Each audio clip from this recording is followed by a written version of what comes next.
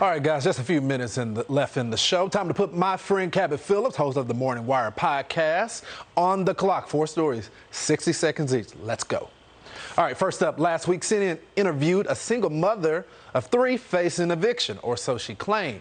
Dasha Kelly's story went viral, and CNN promoted her GoFundMe, which raised more than $230,000. The only problem, she's not a single mom, and those weren't her kids. They belonged to her boyfriend, who he splits custody with their mother. Cabot, come on. This is why we can't have anything nice. This reminds me of being a kid at home when I was sick, watching TV, daytime TV, and when they would have that show and they'd say, "You are not the father." Apparently, shows like that did more to verify who is and isn't a parent than CNN does. And it's easy to understand how stories like this get through if you're wondering, how did this happen? CNN asks 2 questions before they run a story. Number 1, does this further our narrative? And number 2, is it accurate? Is it true? If the answer to number 1 is yes, it furthers our narrative, number 2 for them is really not that important. They're going to run with that story, and that's how you get cases like this. They raised over $250,000 in this GoFundMe.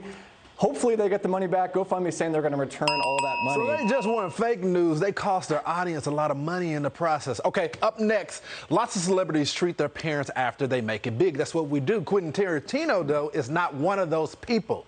Listen to this, Cabot. When she said that to me in that sarcastic way, I was in my head and I go, okay, lady, when I become a successful writer, you will never see penny one from my success. There'll be no house for you. There's no vacation for you, no Elvis Cadillac for mommy. You get nothing. So, Cabot, we love our parents, but boys, we love our mamas. Can you imagine being in that position and the person that gave birth to you and you doing nothing for her?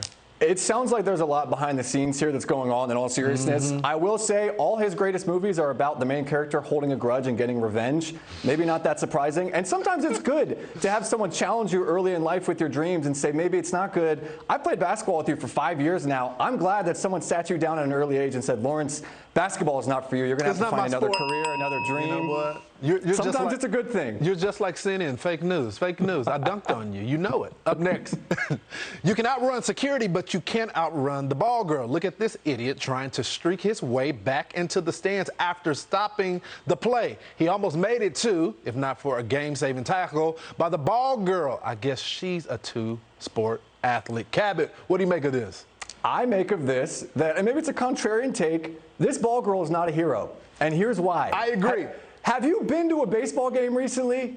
It is horribly boring. There is nothing fun going on besides eating hot dogs and drinking a beer in the stands. The most fun thing that happens at a game is when someone runs on the field. And for this ball girl to say, I'm going to end the fun, I'm going to take it away from everyone, that's a travesty. The MLB, if they want to help their dropping ratings, should say, we're going to have more people run on the field. And maybe the ball girl is the only one that is allowed to tackle, and you just make that the game. That'd be more entertaining than baseball. But this ball girl, she's brave, but I don't know if she's a hero. You know what? You were just being mean.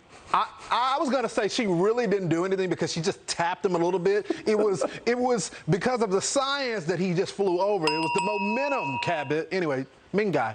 Finally, O.J. Simpson, not meaner than this guy, says he's having a hard time visiting Los Angeles because, get this, he might run into the wife's murderer. He told The Athletic, quote, people may think this is self-serving, but I might be sitting next to whoever did it. I really don't know who did it. Cabot? In OJ's defense, I have used this line of defense before. I've told my wife, Emma, I don't want to go in the kitchen past midnight because I might run into the man that eats ice cream directly out of the carton from the freezer, and I don't want to run into that guy. That's a scary thought. I just wonder how OJ is able to get ready in the morning, because if he is so afraid of running into his killer, how does he look in the mirror? How does he get ready in the morning? That's my only question. Come on, OJ, you can do better than this. This is a horrible defense for a guy that, maybe should feel a little Cabot, guilty. he did write a book saying if he did it. So, If. He never really said he did it. That's not for us to decide, I guess. Jury of his peers. Thankfully, I'm dodging this one, Lawrence. I'm saying I'm going away from OJ questions. I'm not answering anything. I'm not buying it, just like Emma isn't buying it either when you say what you say, Cabot. Thanks, brother, for coming on the program. Lawrence, always a pleasure. You bet.